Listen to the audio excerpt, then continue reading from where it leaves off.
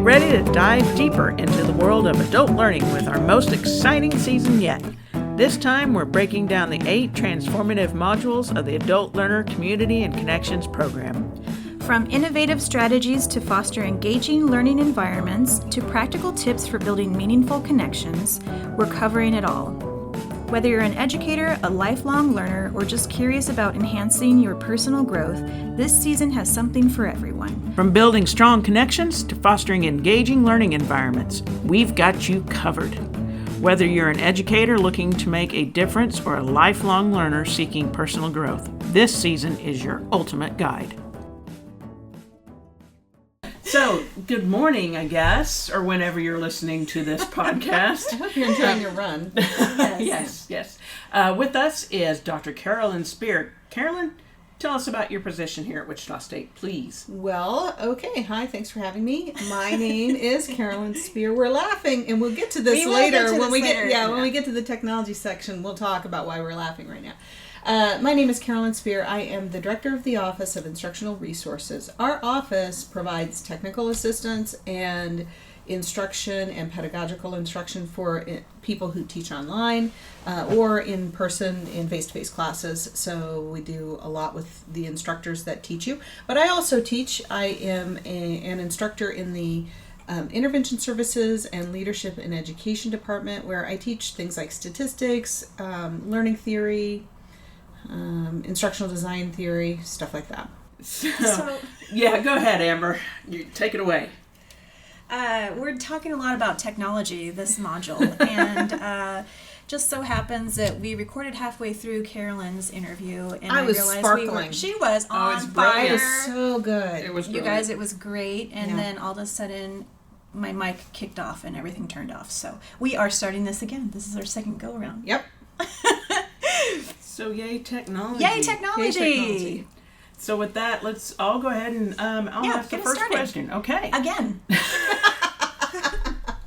What do you recommend as far as self-direction advice for our adult learners taking an online course? Okay, so that is a great question. And my thoughts about this boil down to that phrase self-direction and adult learner. In my opinion, all university students who aren't Doogie Howser are adult. I got that joke in twice. Yay! Yes, are adult learners. So it takes a while for learners to accept that or to recognize themselves in that role, regardless of how old you are. Just coming into this environment, we're really influenced by that high school environment, right? If that high school environment was 20 years ago or it was 2 months ago, it doesn't matter. We're really influenced. It's in there. Yeah, and while they say, "Oh, you need to be self-directed in that environment," it is not core to the experience. Whereas in this environment, in a college or university environment, it is. Being self-directed everything here is voluntary. It may not feel like it's voluntary. Oh, my instructor told me I had to do this. My teacher said I had to do that. Yeah, but it's voluntary. And you know it's voluntary at like 11:30 on a Sunday night. And you're thinking, well, what do I have to do? All this stuff's due before midnight, and what do I have to get in? You know the voluntary nature of it. So recognizing that every learner is a self-directed learner, or that is the first thing that we're trying to make sure that we get for you, right? Mm-hmm. Get learners over into a place where they're acting like a self-directed learner. So how do you do that? Oh my good golly, I don't know. It depends on what your other obligations are. Are you somebody who's very time stressed because you have caregiving obligations, you have work obligations, school obligations, church obligations, whatever, all these things? Are you somebody who has a lot of time and see this as a social opportunity, or maybe you're time stressed but you see it as a social opportunity? So it kind of depends on what you want out of the experience, but thinking about just recognizing from the get-go that everything that you're doing is voluntary, that you're doing it because you want to be doing it, you want to be getting the things that it can get for you. Right. That's my advice. Recognize that you're a part of this, and everything else that unlocks the door. That's some good advice. I like that. Thank you. Love it. Yeah. Nailed it. Our students can be a little nervous about new technologies in addition to the course content. What advice do you recommend to students? So, let me tell you a story. You've already heard a little bit about this, but we were talking along, we were doing great, and all of a sudden our technology here in this podcast room, the special room designed for this thing, for podcasting, just died and everything stopped. And we laughed, right? What's the piece of advice I can give you? Just roll with it. That wasn't the piece of advice I gave you before. I'm going to give you that piece of advice too. But the first piece of advice is just to roll with it. Recognize it's not you. It's not. It's all of us. All of us. My job is working with technology all day long, every day. I'm a Mac user, and here we are trying to get this Mac GarageBand thing to play, and I'm like, glad it's not me. They'll let them do it, but. So roll with it and expect that there's going to be a certain level of it not working. And there's a reason why. It is advancing so quickly. It's not like we're using tried and true technologies that have been around, like the old color TV that we had, down in the shag carpet den, like I did when I was a young person. That thing sat down there until I took it off with me to college. And what was it? I don't know how big this is, 15 and 17 inch screen or something. Yeah. And it worked just fine it worked fine. Until the end. It never quit working. It just got replaced by things that I liked better. But it never quit working, and it had little dials to change the channels. Cut. Yes. By the way, we're all doing it manually. We're all twisting our fingers. You can't see it, but we are changing the channels. But you're doing it too. But the point is that those technologies, these were big advancements, and then we made these tools, and then we used the tools until the tools really ran out. Well, now, we use the tool, and then we replace it with a new tool, Right. And so that's two things. One, we're not going to be as good every time. We don't know what's going on. And two, the technology, while better in a lot of ways, might actually be slightly less reliable. So it's the technology too. So a laugh, be resilient, work on resilience. That's a big thing. But also my other piece of advice, which I think is really good, and this is where it didn't like this piece of advice. So just to recognize that learning these skills, learning that resilience, learning how to laugh, learning the technologies themselves, the underlying technologies, those aren't just skills for your classroom. Those are skills for your life. Yes. Right. Those are skills for a job. Those are skills for running a household, and they're going to become even more important going forward. So, honor the process of learning them, but also recognize that learning them is important part of the modern world. You just said something so important. A little bit. Yay! And that was knowing that, it's not just me that's having problems with technology. It's everyone, because I will feel sometimes incompetent. But that's not the real case. No. But you are not. You're better at it than you think. And I think everybody kind of feels that way unless you are one of these I think we call them early adapters or something like that. And so recognizing that it's not just you, that everyone is learning these things. Absolutely. That's so important. Yeah. And that's really, really true. I deal with, we work for 1,000, my office works for 1,000 instructors. And I can tell you every single one of them, whether they're early adopters or they're definitely not interested in this. They all can learn it, right? And they all get frustrated. Everybody does. Good to know. Yeah. Thank you for that. Absolutely, and it's true. It has the advantage of being true. Last semester, Pam and I, we were so cute, and we recorded a whole podcast, but we didn't record it. Yes. So just another example. Yeah, that happens. Yeah, take it day by day. I know we've got a couple questions here, and this has been such important content, but I'm going to throw it over to Amber because it looks like she has a question she wants to ask. So you mentioned you teach online. I do. What would you say your go-to left navigation pane tabs are the best ones to refer to? Like, say I'm an online student, I just logged into the course shell, now what? Okay, so I logged into I went to blackboard.wichita.edu. I didn't go to Blackboard any other way. I went to blackboard.wichita.edu, and there's a reason for that. You can get to Blackboard a lot of different ways, but That's true. if you rely on the link that you find on some web page somewhere, and then something happens to that web page, well, now you don't know how to get there. You're just going to blackboard.wichita.edu, and you're logging in. You're using your WSU credentials to log in. You're in, and what you first see is some institutional announcements. That's actually where we put things. Something's going wrong. Technology goes wrong all the time, so much so that we actually have a place where we put, hey, this is announcements about the technology having a problem. So you'll see that there's some other things you might see on the institution page. Ordinarily what you do is on the left-hand side, there's a vertical black bar, and you click on courses, and you're going to be able to see your courses. If you have not been changing your view, you haven't gone in and changed anything, then you're going to see your courses right now. But you can always sort or search at the top of that page by current courses, which is just a little drop down, and you choose current courses, or you choose this semester. Both of those will work to list all of your courses. And then there they are. If you click on the name of, let's say, whatever, Math 101 or whatever it is, my class. Basket weaving, underwater or otherwise. Yes. Those are two, basket weaving 1 and 2. You can't do it underwater till you've had an overview of basket.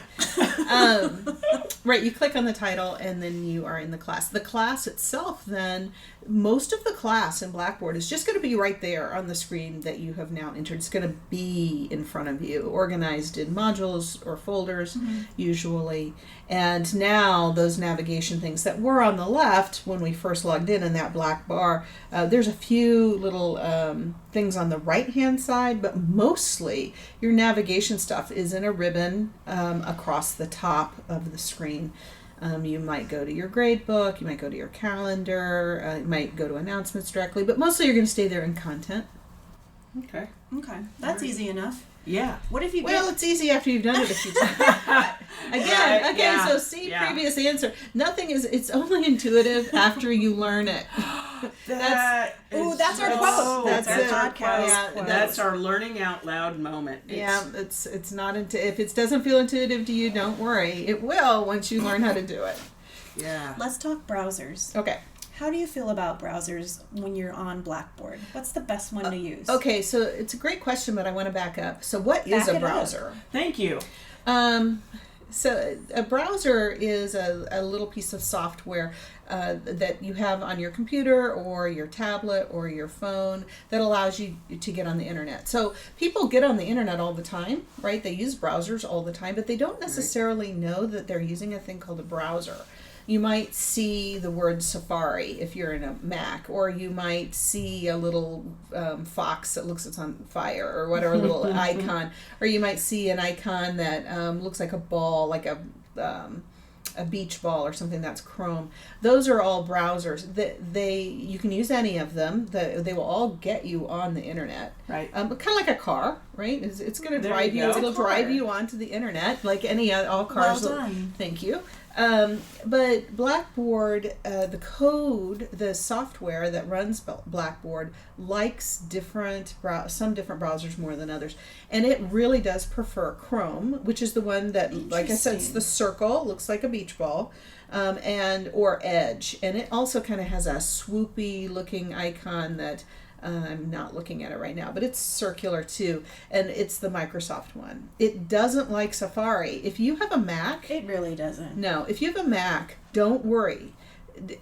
Many of my students, I'll say, Safari isn't working, it doesn't work very well, switch to another browser, and they'll say, well, I bought a Mac though, and they think that buying a Mac was bad. It's not bad. You can put Chrome on. You just Google it. Google it and go and get Chrome. You can download that onto your computer. You can download Edge onto your computer. Those are all free, and they work on Macs. Safari doesn't work very well with Blackboard. If you have a PC, you're probably already using Edge because it's what just the Microsoft universe kind of pushes you toward that. Right. Or Chrome, and both of those work really well. Another thing about browsers to note is, so say I've gone to Blackboard the same way I've always gone. I've clicked on the same software I've always clicked on. I don't really know the name of it, but it's been working, so it's probably Chrome or Edge. And now something's not working. Video isn't playing. Something, just I'm getting an error. Right. The very first thing to do is to log all the way out and to log in using a different browser. So if you are using Chrome, go to Edge. If you're using Edge, go to Chrome. And that solves most Blackboard problems. Making sure you're in Chrome or Edge and then switching from one to the other if you have trouble. Perfect. I like that because it took me a while to figure that out. And Yeah. some smart person told me, I don't even remember who it was to do that. It was probably me. So it probably was. I'm sure it was, Carolyn. I'm sure it was. Probably You was. said smart, so. That's right. That's right.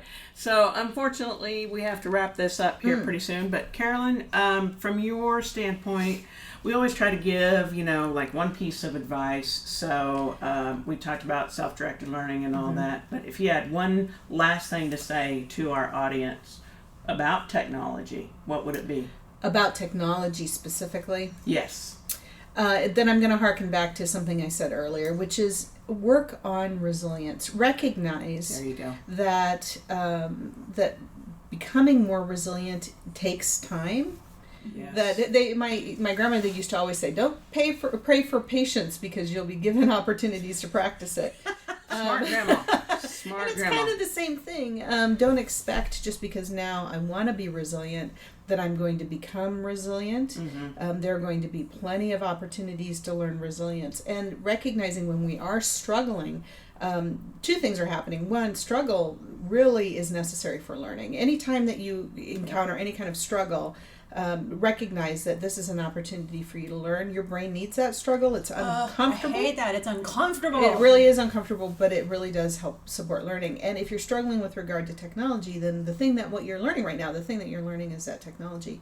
And that those experiences will make you better at that over time. That is resilience. Okay. That's a really good tip. That's a good way to end our couldn't have said it podcast, better. too. So, Thank you for coming. We will have you Sure. again. Yeah, Yes. absolutely. Thank you you so for having me. much. It was fun.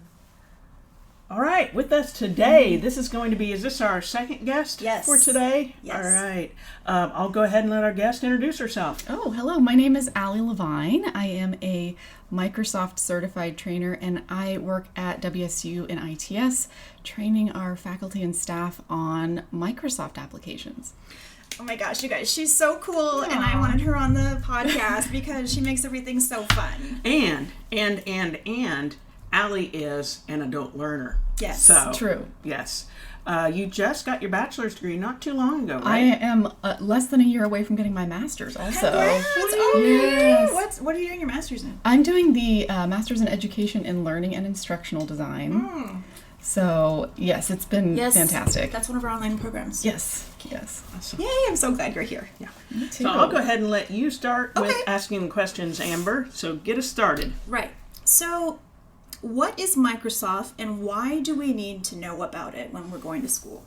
Well, of course, Microsoft is a whole corporation, and it comes with hardware, software. I think the typical person, like you or me or other students, are going to be interacting with Microsoft as maybe a computer. You may have a Surface or a Surface Pro that you work on, but more likely you're going to be using the Microsoft applications like the Microsoft 365 suite.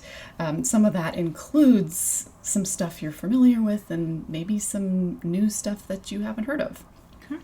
So then, if the stuff we haven't heard of kind of goes in with our next question, which would be what Microsoft products are available to our students here at Wichita State? Yes, it's a great question, and I wish all students knew this. All students get a free license with Microsoft 365. So that's going to come with it some of the greatest hits you know about, the Microsoft Office suite like Excel, Word, PowerPoint, Outlook. You're probably already at least a little familiar with that. I think most people at least have used Word just by necessity. Sure. But it's also going to come with a suite of online applications. So if you're using Google Forms right now, there's a Microsoft answer to that with Microsoft Forms. Or if you're looking for a simple database tool, there's Microsoft Lists. So once you get into the Microsoft 365 suite, you definitely want to look around and just see what's out there. In addition to those applications, your Microsoft 365 account comes with a cloud storage space called OneDrive. And if you've ever used Google Drive, it's a very similar concept. It's a cloud storage space for your content. Plus, you can share content with people. You can co-write content if you want to, co-edit. And I get OneDrive. Wait, no, not OneDrive. SharePoint. I get SharePoint and what was the one you were just OneDrive? OneNote. OneNote. Or is No, it? SharePoint and OneDrive? SharePoint and what's the cloud base? Is it OneDrive? OneDrive's the personal storage space. Oh, so that's the difference. I get those mixed up because we are sharing stuff on SharePoint for our team. How is that different from OneDrive? That's a great Because question. it seems the same thing to me. And you know what? They are the same thing. Oh. Here's a secret. So SharePoint was the original storage space that Microsoft came up with, 2001. It's actually been around a really long time. And OneDrive came out in 2007 as a personal SharePoint library, basically. In fact, they went through several different names throughout that process. But when you may have even seen the word SharePoint when you're looking at a link to something in your OneDrive. Yes. So it's based That's off that confusing. same framework. I know. But if it says My SharePoint, because that was the original name, it's a little trivia fact that they gave to OneDrive was My SharePoint, it's your OneDrive. But they're all based on the same framework of a Microsoft cloud storage location. Okay. Great. You know what? Before we got started here, Allie and I were talking about, because being an adult learner, the advantages or some of the things that students don't know about, especially our adult learners being Yes. out, if it's even just as much as 5 years, so much has changed. Oh, yeah. So can you much. I know you've kind of touched on that before, but is there more that we need to Yes. know as adult learners? There- Because the things you were telling me was blowing my mind. So much stuff. I wish I could tell. I mean, I could. Let's just stay here all day. Okay. And we'll just talk. Everybody get comfortable. I think that if I could just give adult learners one piece of advice before talking about some of these features, I would say get into Word, open up a Word document before there's an emergency. Don't wait until you have your precious baby report that you're working on. Uh-huh. Open it up when it's not a state of emergency and just give yourself permission to just be curious. Look around. Some of us remember when there weren't tabs in the ribbon. There's a bunch of tabs in your ribbon to look through. And some of the new stuff, especially turn your eyeballs to the right side of your home tab and look at some of these new tools that have appeared. So one we were talking about was the editor tool. And this is going to be spelling plus grammar plus so much more. And if you're using Grammarly or some of these third-party apps, Editor does some of that stuff that you might be needing. There's also a dictation tool. So if you're Which trying I would like to know more about. so you're trying to get a quote from a book and you're trying to put that in your report. You don't have to look back and forth and type and look down in your book and That's what I do. turn on your dictation tool. Oh. Boy, that would have been helpful during a dissertation. It wouldn't have. just read it to your Word document and it will take that information in for you. So another tool that's appeared for some of us, and this has definitely been in the last, 5 to 7 years, autosave. So we This all is new. we all have a traumatic story Oh gosh. Last week. of losing a document because we didn't save. Something happens to your computer, especially back in the 90s, you had to sit there and click save multiple times. Right. You don't have to do that ever again. Look in the upper left, turn on autosave.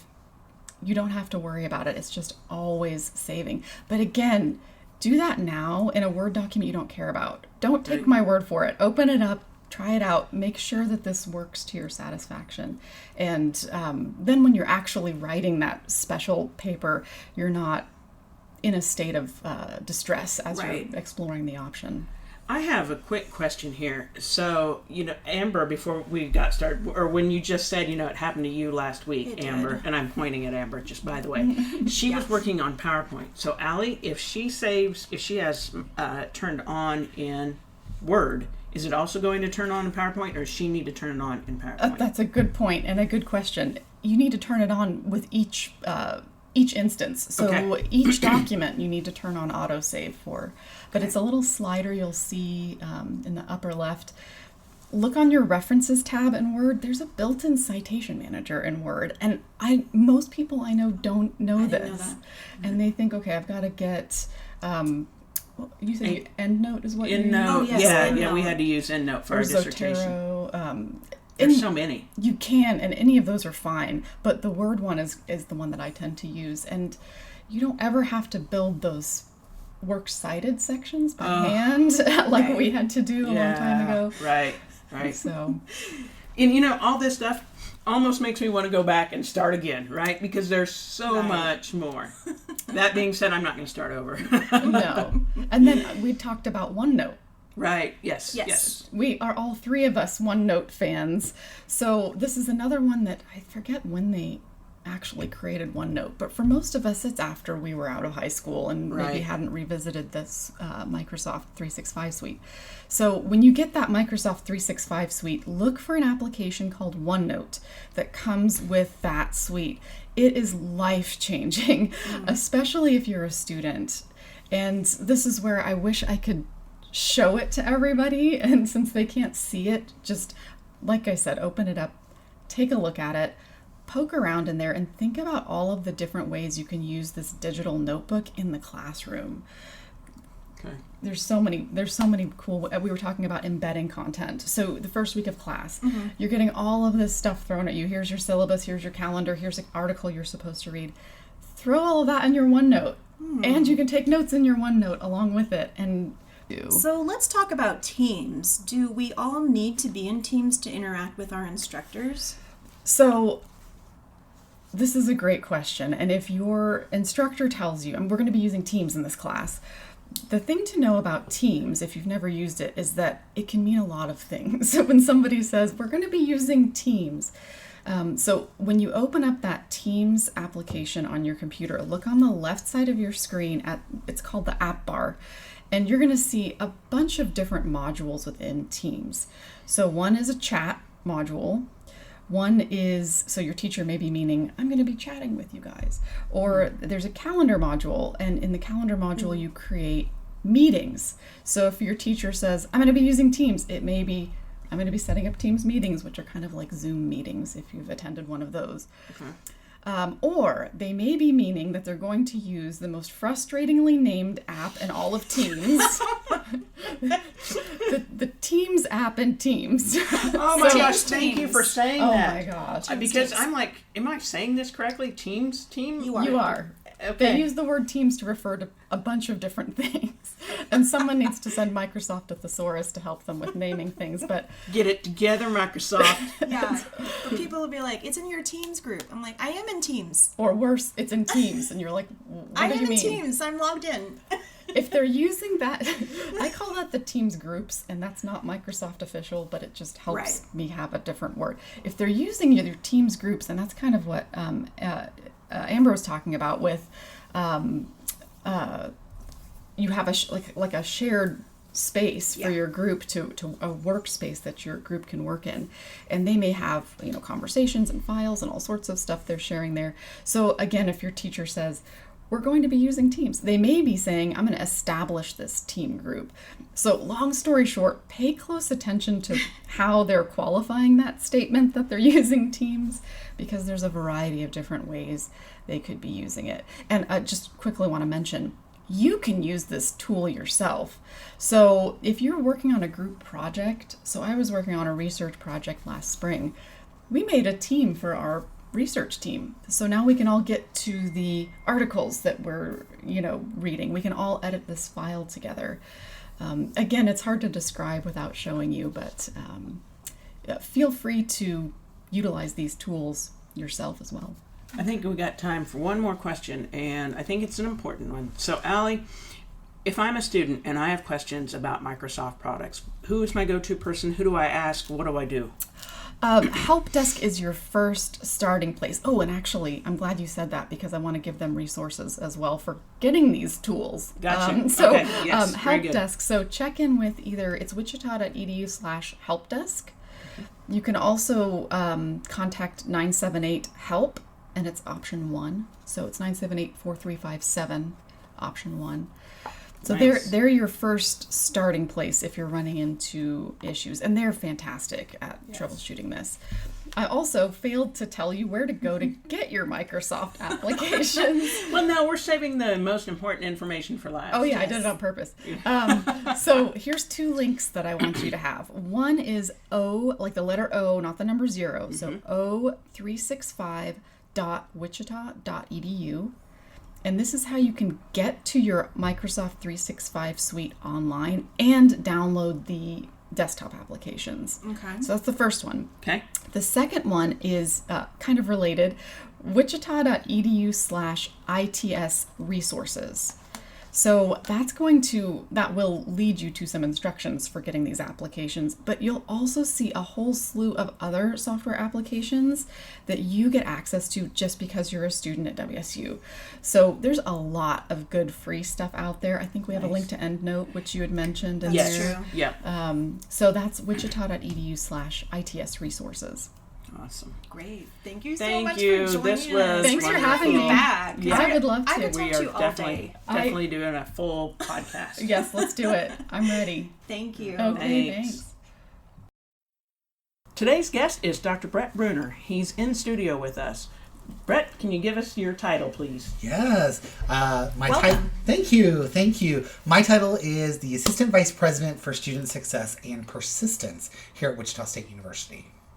Awesome. Thank Great. you. Thank you. We're happy to have you. I'm so excited to be here. Thanks for the invite. I mean, we always said we'd throw you on a podcast, but we haven't done that yet. So Here we are. this is our Throwing baby. you. Throwing me in 16 months in Yeah. here at Wichita State. Excited to be here on a podcast and join the amazing team members here in our OAL team. Thank you. Yes. Thank you, Brett.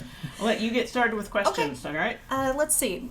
Back in my day, which was a while ago, before the golf course was leveled out and we expanded on campus, we didn't have Navigate. So can you kind of talk about what Navigate is and why we need it? Absolutely. So Navigate is our student success platform. Everything that a student needs to be successful can be found in Navigate. There's so many different features of it, and it continues to evolve and emerge, especially in the last 4 or 5 months. We've stood up the Navigate student app, which I know we'll talk a little bit about. But really, think of Navigate as your one-stop thing for everything student success.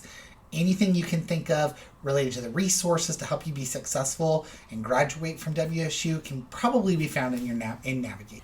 So, how did the resource Navigate come to Wichita State, and what kind of issues are you seeing it solving? So why? I guess it's why Navigate? Yeah, so Navigate's been around at Wichita State for quite some time, and it's been a tool that our academic advisors, financial aid, tutoring have utilized to really provide those resources. Navigate Student was stood up in April as the next feature. So when we think about Navigate, staff has been a great resource to ensure that we're connecting people to the right people to help students succeed. Navigate Student isn't bringing you into that piece of the puzzle as a student.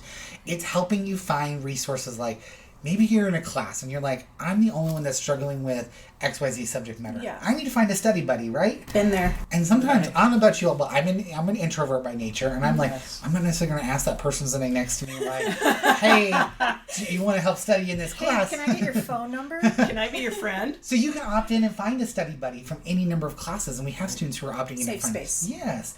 We have students who are like, what are the hours of Chick-fil-A? When you go into Navigate Student app, all the places to eat have all their hours located in here. We update that on a regular basis.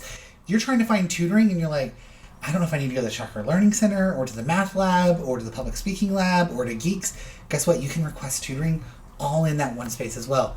If you're like, I saw that email from my academic advisor, but I don't know how to reach out to that person, you log into your Navigate Student, Your academic advisor is right there, and you can schedule that appointment. So really what Navigate Student is doing is it's helping to solve the issue of we have so many resources across campus, so many websites, so many emails.